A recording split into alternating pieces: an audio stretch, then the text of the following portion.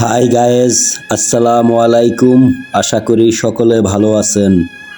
দেখুন, আমাদের দেশে হাজার হাজার মানুষ বেকার, চাকরির জন্য ঘুরতাছে, কিন্তু চাকরি পাইতাছে না।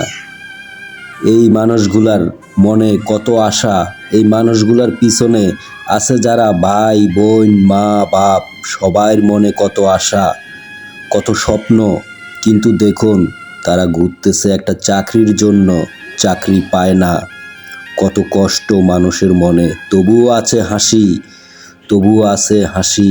দেখুন এই মানুষগুলা চাকরির জন্য যে ঘুরতেছে, যেন তাদের একটা চাকরি হয়ে যায়।